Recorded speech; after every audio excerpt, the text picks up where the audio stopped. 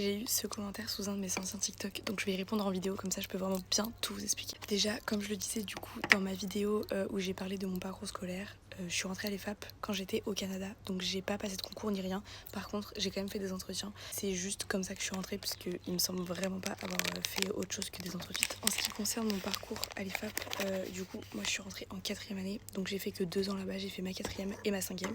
En 4e année, j'ai eu une expérience hyper cool, puisque c'était trop bien. J'ai appris plein de trucs sur la communication en général, etc.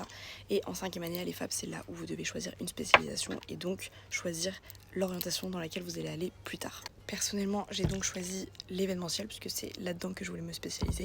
Et là, j'avoue qu'en 5e année, c'était un peu différent de la 4e. Je pense vraiment que ça dépend des spécialités que vous allez choisir. Vraiment, à proprement parler, j'avoue que j'ai pas forcément appris grand chose. Après, j'ai choisi une spécialité qui, pour moi, ça s'apprend sur le terrain, puisque pour mieux comprendre l'événementiel, il faut vraiment faire des stages et avoir vraiment l'expérience pour comprendre réellement ce que c'est.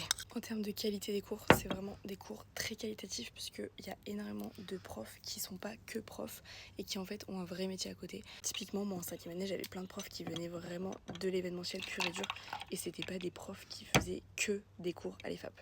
Et enfin, en termes de charge de travail, je vais pas mentir que moi personnellement, oui, j'avais du travail, mais je trouvais pas que c'était non plus des sommes astronomiques. Donc voilà, j'espère que j'ai répondu vraiment à toutes tes petites questions. Si jamais vous en avez d'autres, n'hésitez pas à me le dire en commentaire et je ferai d'autres vidéos ou alors je répondrai directement dans les commentaires.